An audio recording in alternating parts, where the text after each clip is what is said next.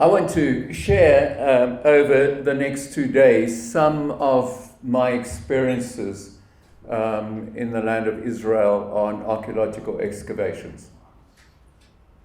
In 1980, I was a doctoral student at the University of Durham in England, and my Wits professor came to visit, Albert Geyser.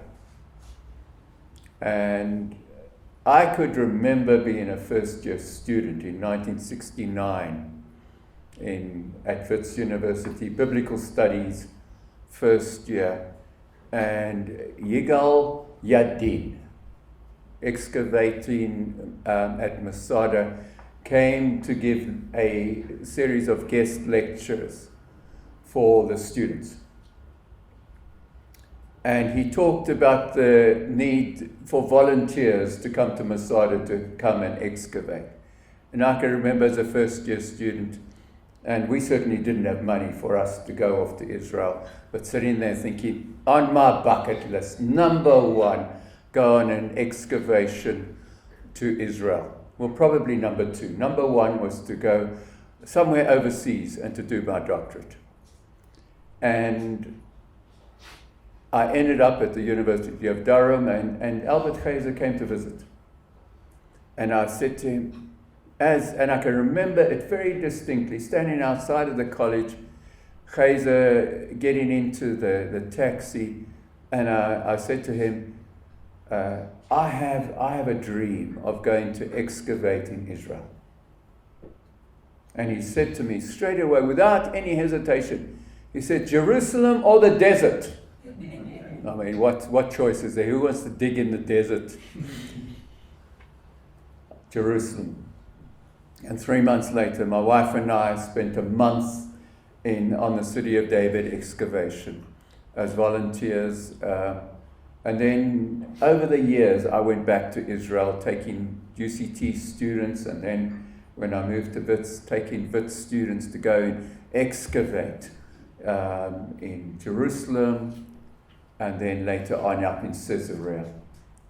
So I became by default an archaeologist. To further complicate my life, I was studying New Testament.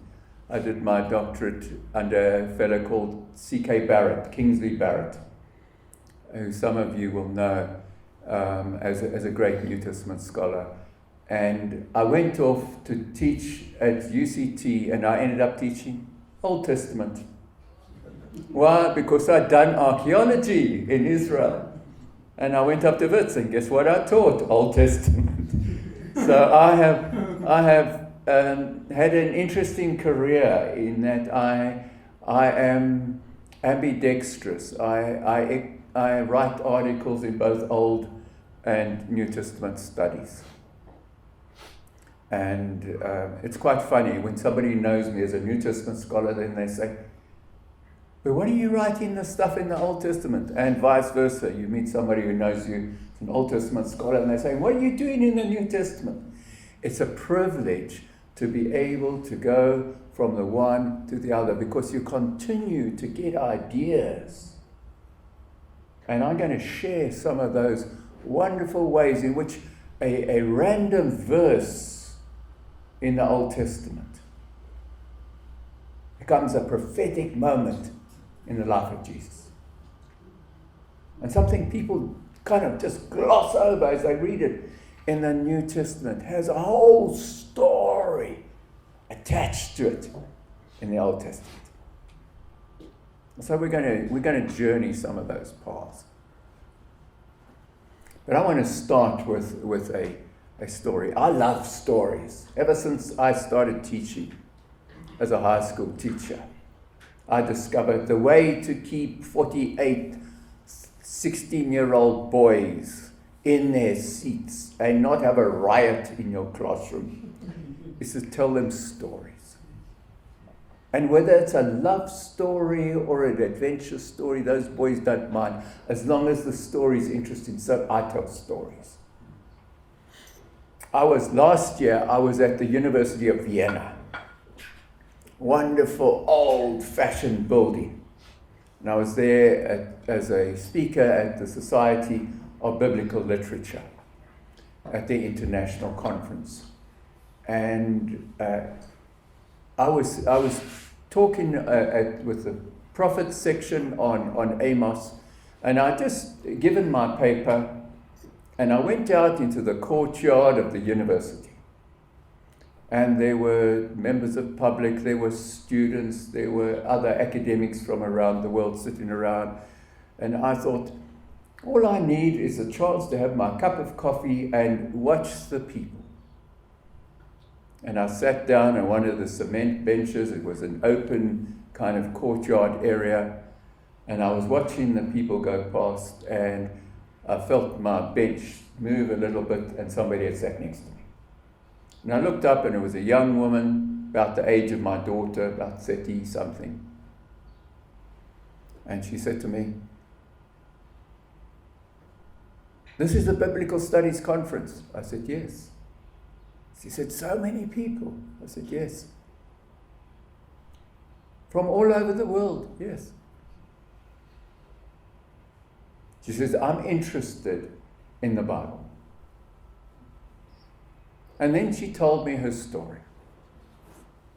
She was a member of staff of University of Vienna, comes from Switzerland, which is where my daughter lives, and the grandchildren, and her husband, of course. And she said her family came from Switzerland to Austria as missionaries. Isn't that interesting? Swiss missions in Austria. She said in Switzerland people take Christianity seriously, but not in Austria. It's very difficult, she says. And she says when she goes into the admin office and tells people about how wonderful Jesus is, they give her blank looks. And we had this wonderful and hour-long conversation. I thought, how strange that in the middle of this serious academic conference, you can talk about Jesus and what Jesus means in the real world.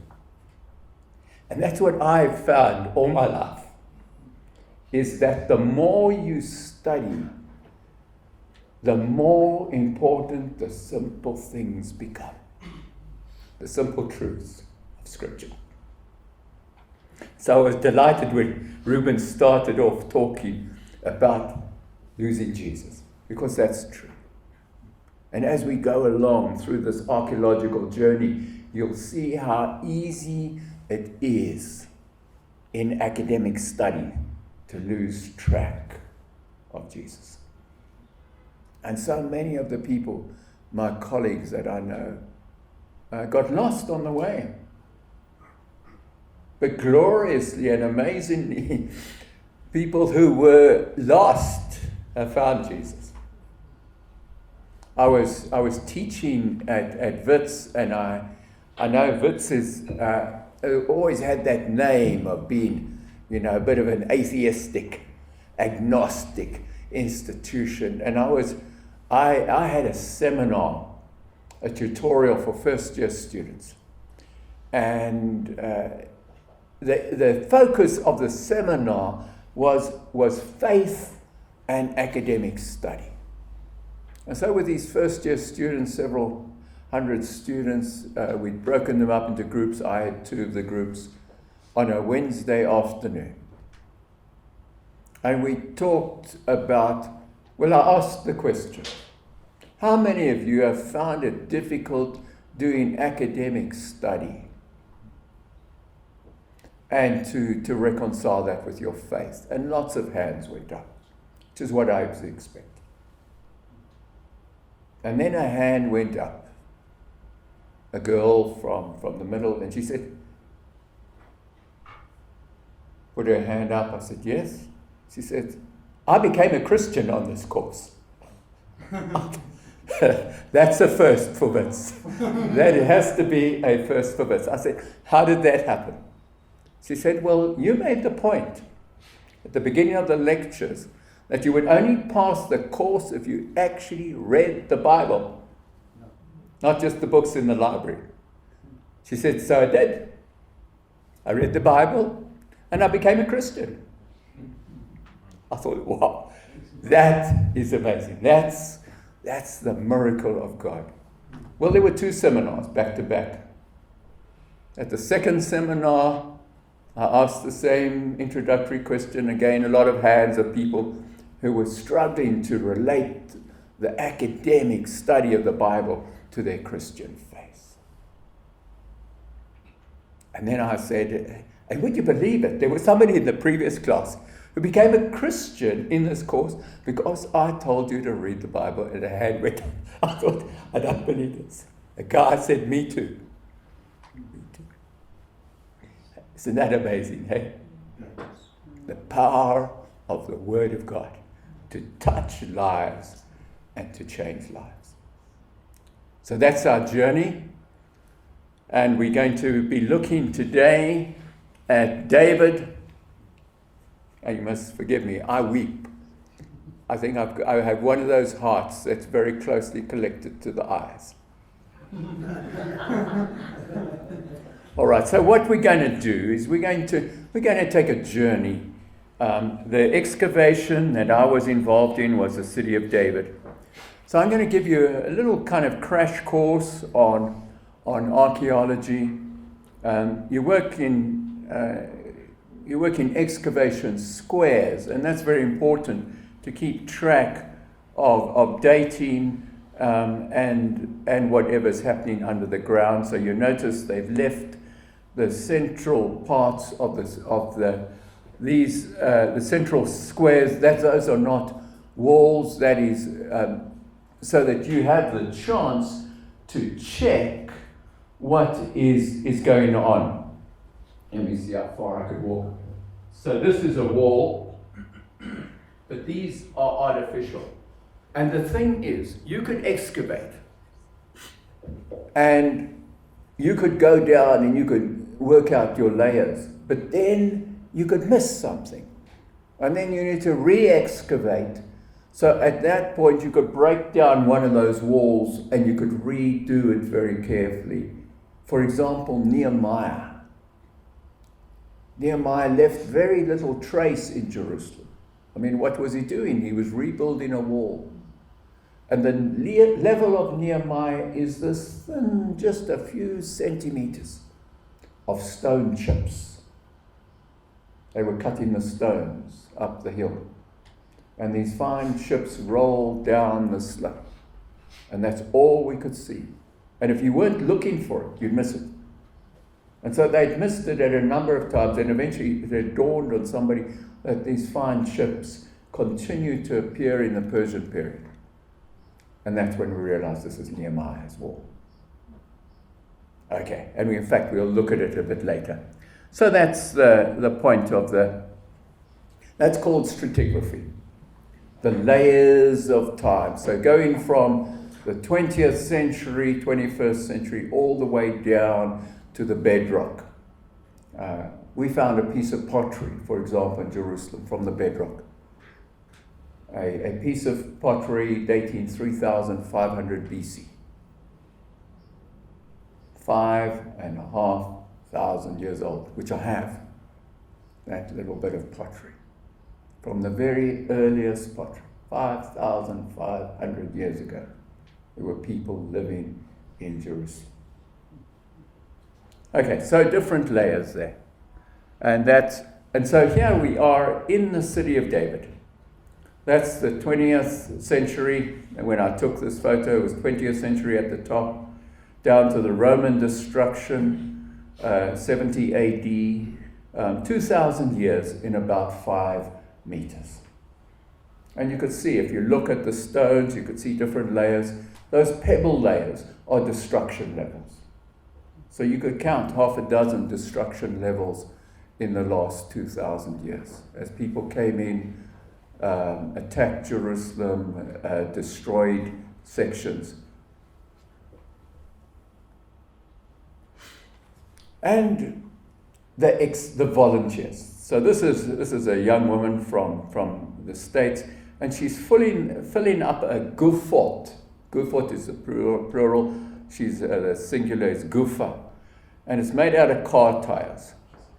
And so you collect the sand and you put the pottery in buckets, and the sand you pour into wheelbarrows. And a little bit later I'll show you a picture of, because we're digging on a slope, you see.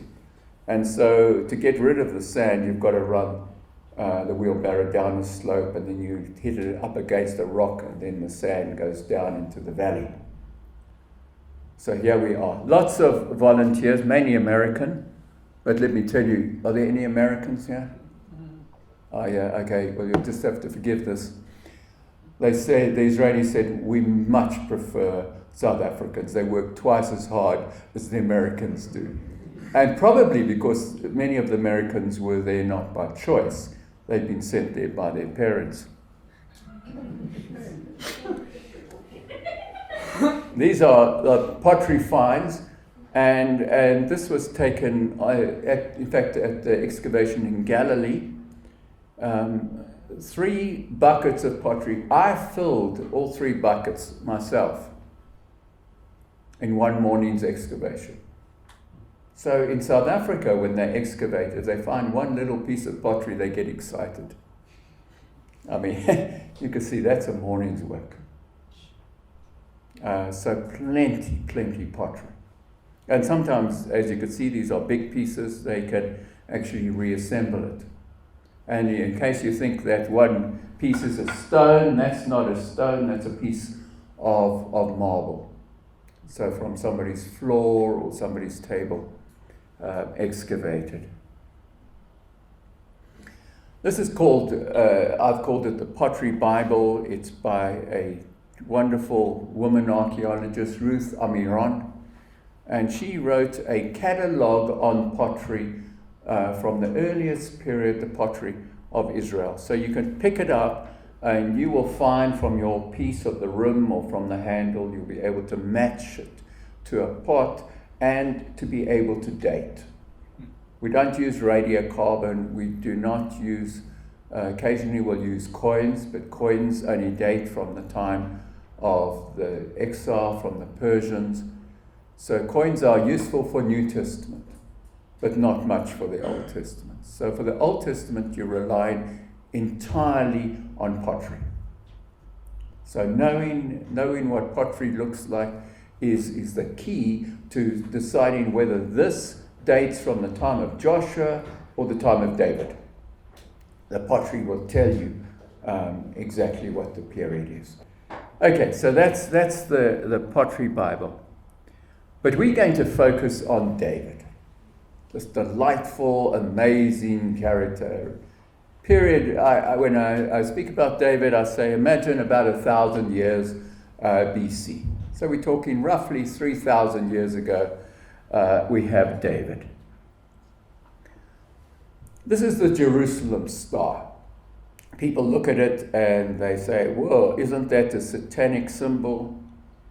And the answer is no. This is the original Star of David, found on the jars, marking out. And how do we know it's the original? Well, it's the Star of Jerusalem. And in the ancient Hebrew,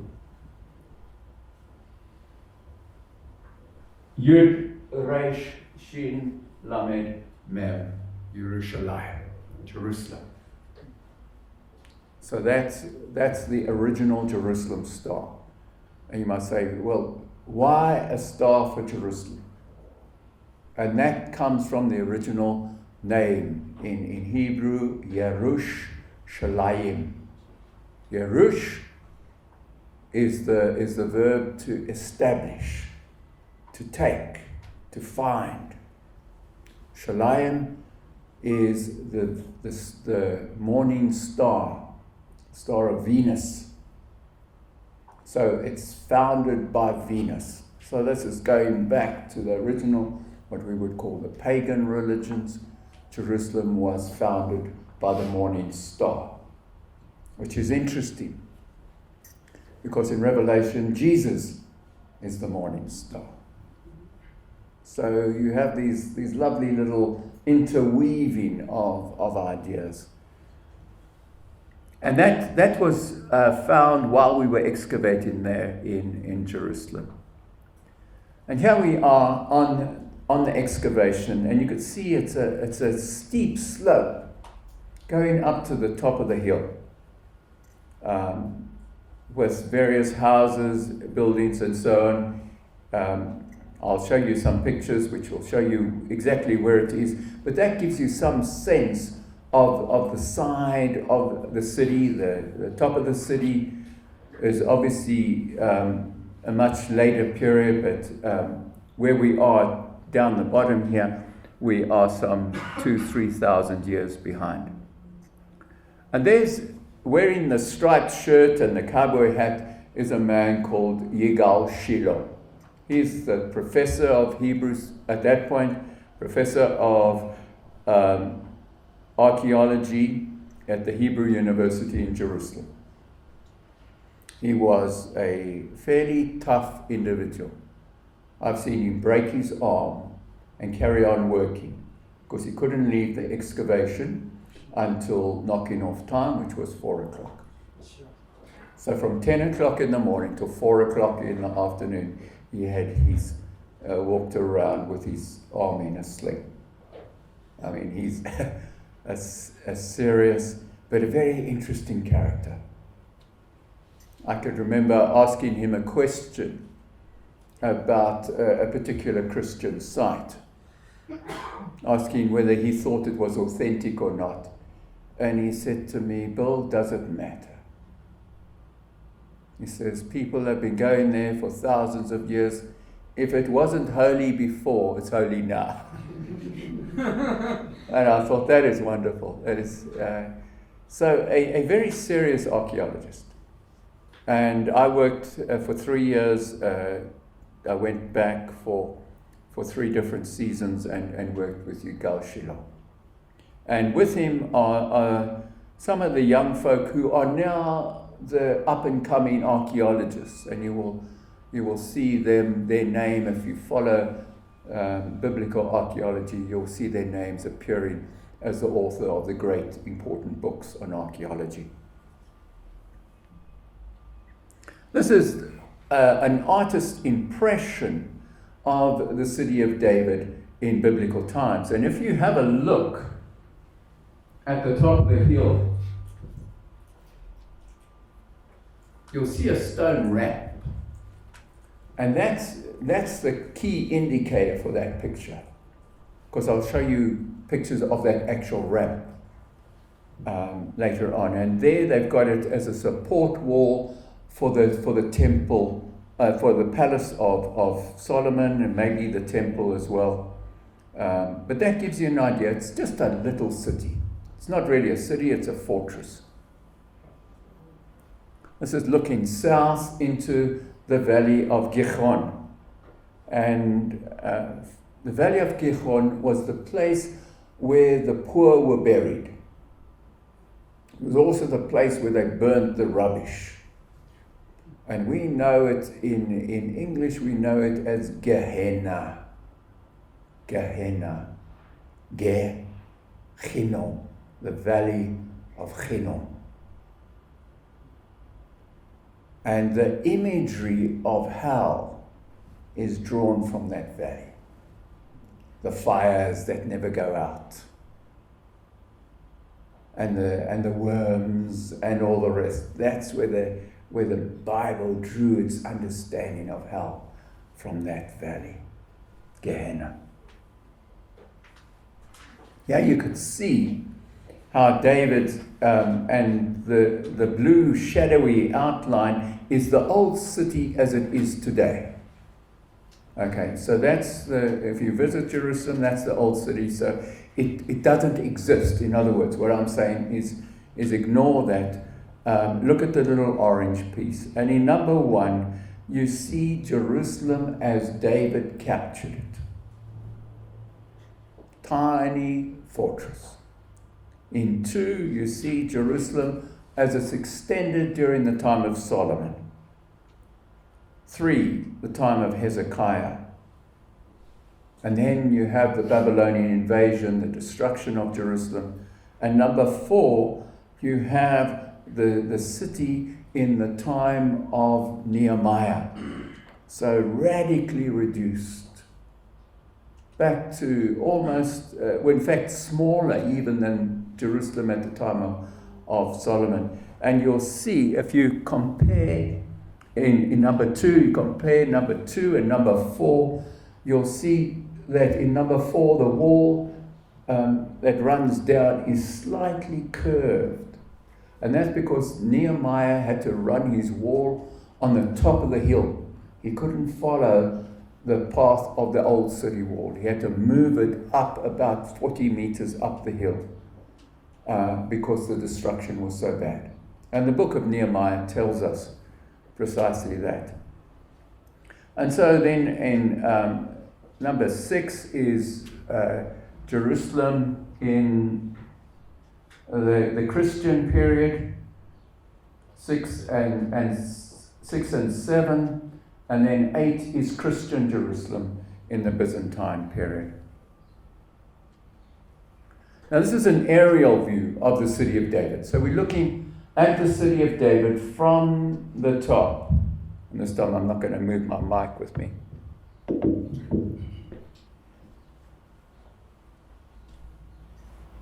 Okay, that's what we're looking at, that section. There's the Temple Mount, and this section is the city of David where we're excavating. And I'll repeat that for the mic. So we're looking at the Temple Mount, and then on the steep slope where there are no buildings, no houses, that's the city of David excavation. So that runs back, that was part of Jerusalem going back 5,500 years ago. And that was the part that David, that becomes, it's called the city of David, Ir David in Hebrew. There's a model of it. At the Holy Land Hotel, there's a model of Jerusalem in the time of Jesus.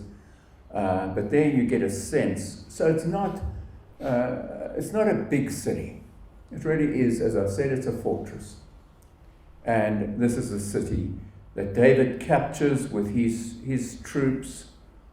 And you need to understand that David had 2 armies.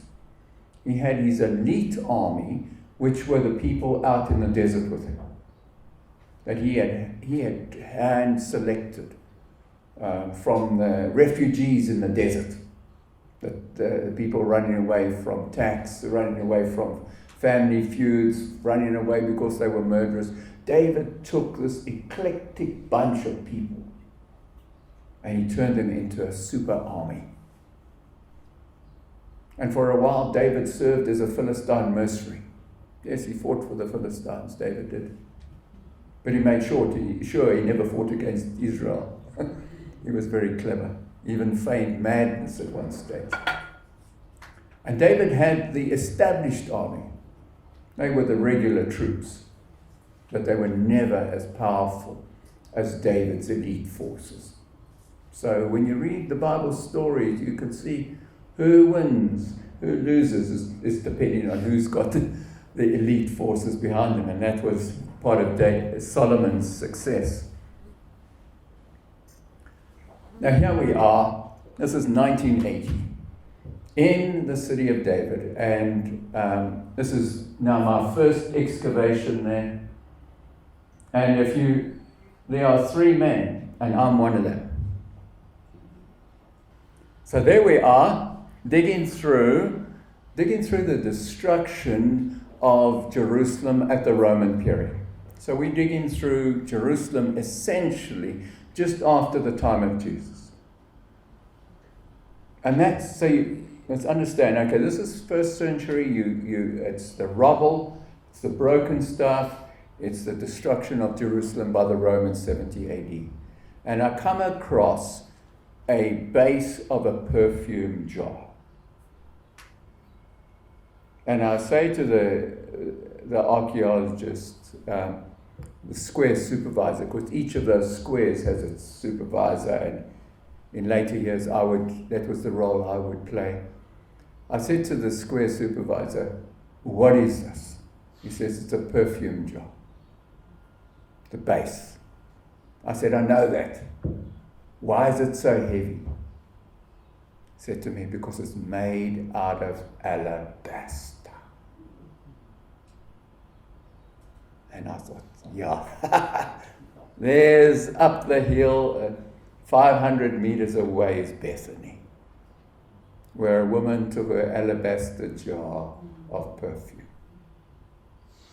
And for a moment you think, is this the same jar? But you know that it was probably made by the same person. Because obviously alabaster jars were rare. You couldn't have more than one or two. The Greek word is technos, artisans working on these jars. So exciting. So that's at the beginning.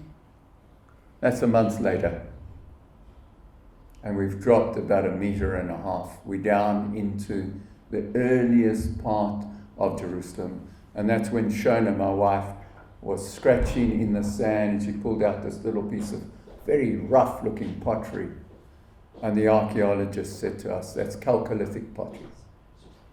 That's from the very, very earliest level of pottery. That was when they first invented pottery, 5,500 years ago.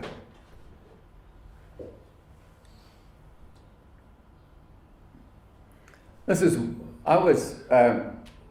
had to explain, Shona and I had very different success rates when it came to digging. Now you must know, digging is totally random. You don't know what you're going to find. But I was, for some reason, very successful at finding good stuff. So here's one of 3 handles that I found. This is called a Lamelech handle. It's because written on the handle are the 2 words Lamelech, for the king. Now we don't quite know what the king was getting in these jars. Was it taxes? Was it tribute? Or was it his, who knows, presents for the king? But that's the jar handle. It has an eagle on the handle, and it has the words Lamelech and sometimes the name of the city, Jerusalem. So that was one of 3 handles I found. Now, I didn't find this. But when I was teaching at Wits, in around about the late 90s, they found at Tel Dan, up in the north of Israel, they discovered a stone slab with writing on it, including the words, David, King of Israel. And the reference here to Beit David, the family of David, the house of David. And what I loved about this discovery was precisely 6 months before they made this discovery, an English academic had written a book where he claimed that David was simply a figment of the Bible's imagination. And 6 months later, they found this stone. I thought, yes, you deserve. And of course, it was challenged, yes. What would the date be on that? And can you comment on the kind of script we see there? Yes, this is the traditional, the ancient Hebrew, the oldest script before. And in fact, this was the script that in the Dead Sea Scrolls they preserved this script for writing the sacred name of God. So around about the time of, it would have been about the 7th century, 6th century, they shifted from this script to the script we now recognize as for people who've studied Hebrew. Now, so this is the very oldest script,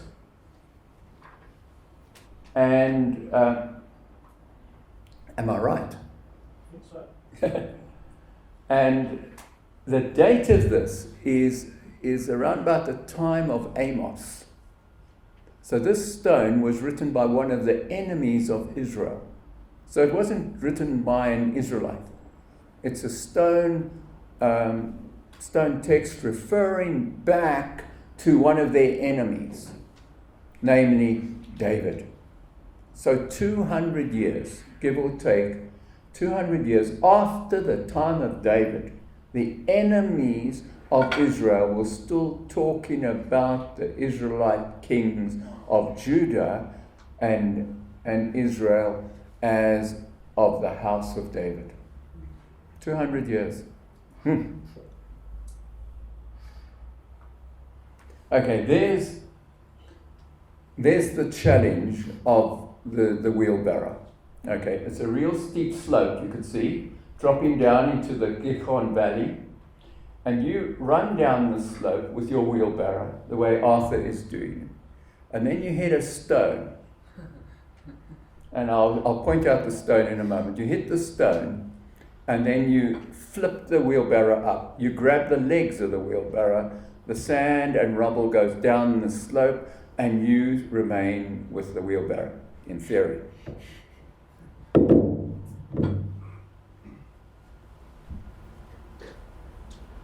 So here's the stone.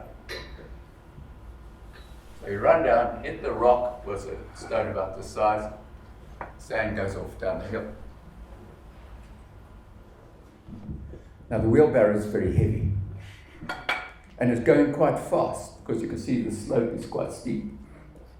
And Arthur started further up. You can see where the other wheelbarrow is. He started up the top, and you have this funny little jog, and you hit the rock, and if you hit it square on, the wheelbarrow does that. You grab the legs, rubble goes up. However, if you miss the stone, and only once I missed the stone, you've got to throw yourself sideways. Otherwise, you and the wheelbarrow will end up 40 meters down in the valley. So it's a challenge. And when you roll stones down the hill, as I did, you've got to be very careful, because we were breaking down a Hellenistic wall, a Greek wall, and we rolled the stones from one person to the other. And just to brighten up the day, I rolled the one quite fast, and it was about the size of a soccer ball. And it went down so fast that the guy realized he wouldn't be able to stop it. So he jumped out of the way. So this stone plunged down into the valley, missed a new Mercedes-Benz by about a meter. And the Arab driver shouted up the hill, and Yigal Shiloh said, "Who threw that stone? Don't do that again." Yes, sir. Okay. Yes, one of the young Americans working in a Hellenistic sewer. So you get down and dirty. Fortunately, the sewer hasn't been used for 2,000 years plus. But you can see we don't use spades, we use hoes. And there's supposed to be a city wall somewhere around here. This was Shona's group. They were looking for a city wall. They eventually found it. But can you imagine your task for 3 weeks is to find a city wall? And you dig, and you dig, and you dig, and you dig, and you dig, and you dig, and then eventually the city wall emerges.